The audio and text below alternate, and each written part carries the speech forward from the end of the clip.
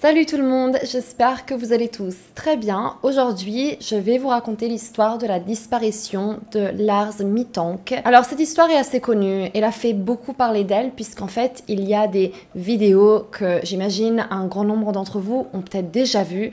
Ce sont les dernières vidéos que nous avons de Lars juste avant sa disparition. Pour ceux qui ne connaissent pas cette histoire ou même pour ceux qui la connaissent mais qui ont envie d'avoir un petit peu plus de détails, aujourd'hui je vais retracer les événements qui ont mené à la mystérieuse disparition de ce jeune homme. Alors c'est parti tout de suite, voici l'histoire de la mystérieuse disparition de Lars Mittank.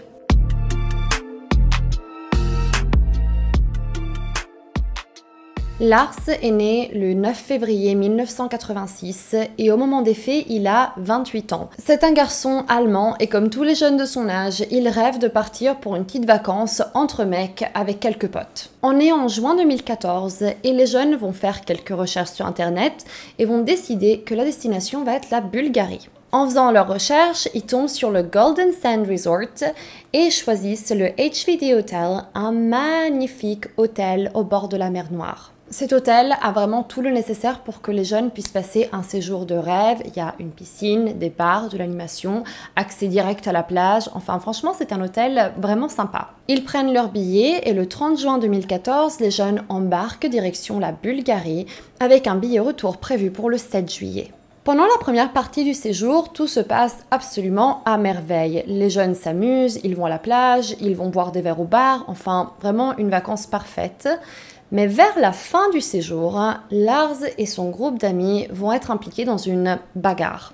Une bagarre qui apparemment aurait éclaté puisque Lars, fan de foot et plus spécifiquement de l'équipe Werder Bremen, aurait eu une altercation avec un groupe d'hommes fans de l'équipe rivale Bayern Munich. Et cette bagarre a été assez violente puisque Lars a reçu un coup à la tête très fort, si fort qu'il avait tellement mal qu'il a préféré aller à l'hôpital. Alors, aller à l'hôpital lorsqu'on se trouve dans un pays étranger, c'est quelque chose qu'en général on évite de faire, sauf en cas d'extrême urgence, puisque on ne parle pas la langue, c'est pas quelque chose de très confortable. Du coup, on imagine qu'à ce moment-là, Lars devait avoir très très mal.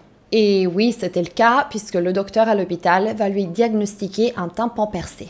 Cette bagarre a eu lieu le 6 juillet et si vous vous rappelez, je vous avais dit au début de la vidéo qu'ils avaient pris un billet retour pour le 7 juillet. Du coup, tout ça se passe la veille de leur retour en Allemagne. Et c'est là que ça devient un petit peu difficile de comprendre qu'est-ce qu'a réellement dit ce docteur, puisque certaines sources vont dire que le docteur a interdit à Lars de prendre l'avion le lendemain, puisque voyager avec un problème à l'oreille, c'était vraiment totalement déconseillé. Mais d'autres sources disent que le docteur a donné le feu vert à Lars pour qu'il rentre en Allemagne le 7 juillet. Mais peu importe ce qu'a dit le docteur, le fait est que Lars n'est pas rentré en Allemagne le 7 juillet. Le docteur lui a prescrit des antibiotiques et Lars a préféré rester pour attendre que sa blessure aille mieux avant de rentrer en Allemagne. Ses amis vont proposer que l'un d'entre eux reste avec lui, mais Lars va insister et va dire qu'il va se débrouiller, qu'il n'y a aucun problème, qu'ils peuvent tous rentrer en Allemagne et que Lars va juste attendre quelques jours et rentrer un petit peu plus tard. Mais après toute cette histoire, l'aller à l'hôpital, la blessure de Lars, eh bien la soirée va pas s'arrêter là, puisque les jeunes vont décider de faire un arrêt à un fast-food pour prendre quelque chose à manger avant de rentrer à l'hôtel. Tous les jeunes rentrent dans le fast-food, à part Lars, qui insiste qu'il va rester à l'extérieur. Et quand son groupe de potes sort du fast-food, Lars a totalement disparu. Ils appellent son nom, ils regardent autour du fast-food, mais Lars s'est volatilisé. Et pour une raison que j'ignore, ils en viennent tout simplement à la conclusion que Lars est sûrement juste rentré à l'hôtel. Sauf qu'il rentre à l'hôtel, en s'attendant à voir Lars déjà là-bas, mais Lars n'est pas à l'hôtel. Donc où est Lars ? Sincèrement, j'ai pas trop compris la réaction des potes à ce moment-là. Si vous êtes dans un pays étranger et que ton ami disparaît à l'extérieur d'un fast-food, est-ce que cela ne te mettrait pas un petit peu plus en alerte que ça ? Le fait est que, comme je vous disais, Lars n'était pas à l'hôtel et il est revenu que le lendemain matin. Et apparemment, il aurait dit que, alors qu'il était en train d'attendre à l'extérieur du fast-food, il a été piégé par des gangsters qui, selon lui, avaient été embauchés par le même groupe de jeunes avec qui il s'est débattu quelques heures auparavant, rappelez-vous, les fans de foot. Encore une fois, ses amis trouvent que son histoire est un peu bizarre, mais il faut croire qu'ils ne se sont pas posé plus de questions que ça. Petite parenthèse, car vous avez sûrement remarqué que dans cette vidéo, je dis souvent apparemment, et je me dois de le faire, puisqu'en fait, en faisant des recherches, beaucoup d'informations se contredisaient un petit peu. Il était difficile de vraiment comprendre tout dans les moindres détails, puisque les informations n'étaient pas toujours les mêmes selon la source. Ce que je vous présente aujourd'hui, ce sont les informations que j'ai vues le plus souvent et que donc je considère comme les plus fiables, mais il peut toujours avoir des détails qui échappent. Mais revenons à l'histoire. Nous sommes maintenant le 7 juillet et c'est le jour où les amis de Lars vont prendre l'avion pour rentrer en Allemagne, laissant Lars tout seul en Bulgarie. À ce stade, Lars n'a absolument plus besoin de rester dans un hôtel aussi beau que le HVD Hotel. Du coup, il va changer pour quelque chose d'un petit peu plus petit, un petit peu moins coûteux, qui s'appelle le Color Hotel. On n'est plus du tout sur le même quartier, la même ambiance, c'est quelque chose de bien plus modeste, c'est un petit hôtel familial, mais j'imagine qu'à ce stade, Lars, tout ce qu'il veut, c'est attendre que sa blessure aille mieux pour rentrer en Allemagne. Mais si vous avez trouvé que les comportements de Lars étaient déjà un petit peu étranges la veille avec cette histoire de bagarre, de gangster, eh bien ça va s'empirer puisque Lars va commencer à se comporter encore plus bizarrement. Ce même soir, alors qu'il vient de s'installer au Color Hotel, il appelle sa mère peu avant minuit et lui dit qu'il se sent mal à l'aise dans cet hôtel et qu'il a même peur en fait, et il demande à sa mère d'annuler toutes ses cartes de crédit. Il semblerait qu'à ce stade, Lars ait manifesté l'intention de quitter le Color Hotel et du coup, le staff de l'hôtel va dire que oui, cette nuit-là, Lars a pris toutes ses affaires avec lui et a quitté le Color Hotel. Quelques heures plus tard, il va à nouveau appeler sa mère, cette fois en chuchotant, en lui disant qu'il était suivi par 4 hommes, mais qu'il avait trouvé un endroit où se cacher. Et quelques temps plus tard, il va apparemment prendre un taxi pour l'amener à l'aéroport, puisqu'à ce stade, Lars était prêt à rentrer en Allemagne aussi vite que possible. Au moment de l'investigation, les autorités ont pu interroger le chauffeur du taxi, qui va dire que ce soir-là, il semblait que les pupilles de Lars étaient dilatées.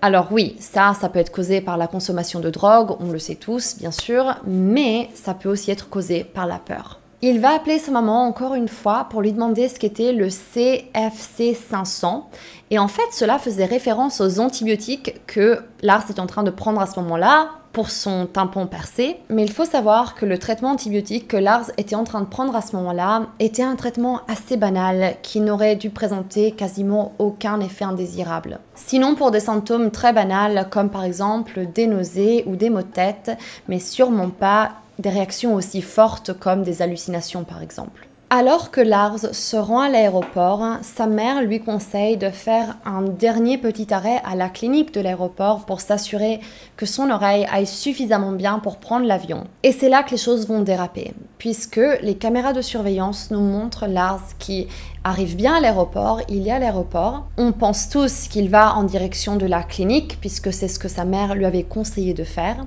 Mais alors que Lars est en train de parler avec le docteur à l'aéroport, un homme de l'entretien ou de la construction rentre dans le bureau pour avertir le docteur par rapport à des travaux qui étaient en train d'être faits dans le bâtiment. Et c'est en voyant cet homme que Lars, pris de panique, se lève et commence à courir en laissant derrière lui toutes ses affaires, son bagage, son portable et son passeport. Et nous arrivons alors à ces clips, ces fameux clips qui ont fait le tour du monde, des caméras de surveillance de l'aéroport où on voit Lars courir sans ses affaires, il est juste en train de courir, il sort du bâtiment et disparaît lentement dans une espèce de forêt. Ceci sont les dernières images que nous avons de Lars Mittank, puisque après ce jour, plus personne l'a jamais revu. Rien ne va dans cette histoire, il y a tellement de questions et je n'arrive toujours pas à trouver une explication logique à ce qui s'est passé. Et je sais pas vous, mais à ce stade, je me pose 10 000 questions. Déjà, pourquoi est-ce qu'il avait peur la veille? Est-ce que c'est vrai? Est-ce que quelqu'un le poursuivait? Est-ce que quelqu'un lui voulait du mal? Mais pourquoi s'enfuir de l'aéroport? Puisqu'un aéroport, c'est un des endroits les plus sécurisés au monde. Si on se trouve dans un aéroport, il y a de la sécurité absolument partout.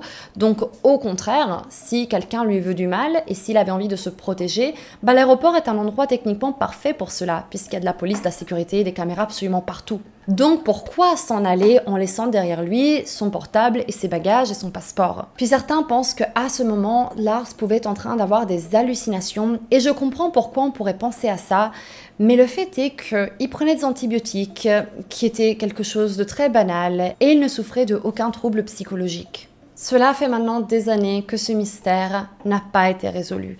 Et la mère de Lars se bat encore et n'a jamais cessé de se battre pour essayer de ramener son fils à la maison. Et puisque cette histoire et ces vidéos ont tellement tourné, les autorités ont reçu pas mal de pistes.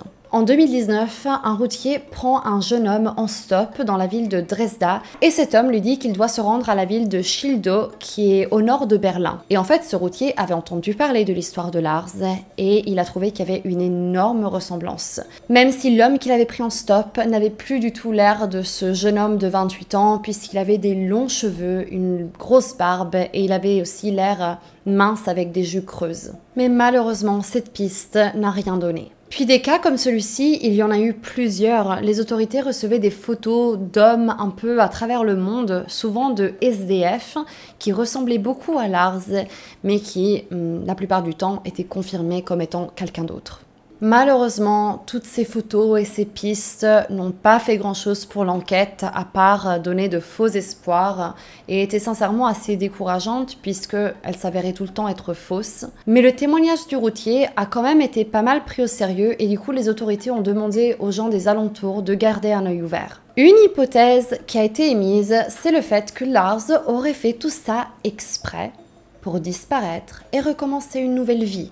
Et je comprends pourquoi on pourrait trouver une certaine cohérence avec cette hypothèse et les événements, puisque il a voulu rester en Bulgarie sans ses amis, il a demandé à sa mère d'annuler toutes ses cartes de crédit, il est parti en courant en laissant toutes ses affaires derrière lui. Dans tous les cas, beaucoup de gens pensent que Lars pourrait être encore en vie.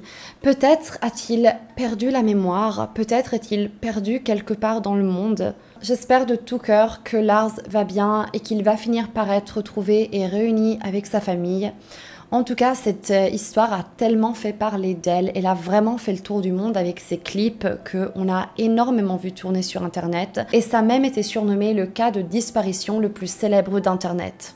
Alors espérons que ceci puisse être une bonne chose, puisque plus il y a des gens qui connaissent l'histoire, plus il y a de chances que l'affaire puisse enfin être résolue. Si vous avez des informations supplémentaires concernant cette affaire, n'hésitez pas à laisser tout ça dans les commentaires. Dites-moi aussi si vous aimez ces histoires un peu plus true crime. Il y a des affaires qui m'intéressent, que je trouve vraiment intéressantes et que je pourrais partager avec vous si ça vous dit. D'ailleurs, j'en profite pour remercier les gens qui me laissent des suggestions pour des sujets traités. Franchement, c'est trop gentil de faire ça et puis ça m'aide énormément. Donc si vous avez des idées de sujets que vous aimeriez que je traite, n'hésitez pas à me le dire parce que sachez que je prends toutes vos suggestions en considération.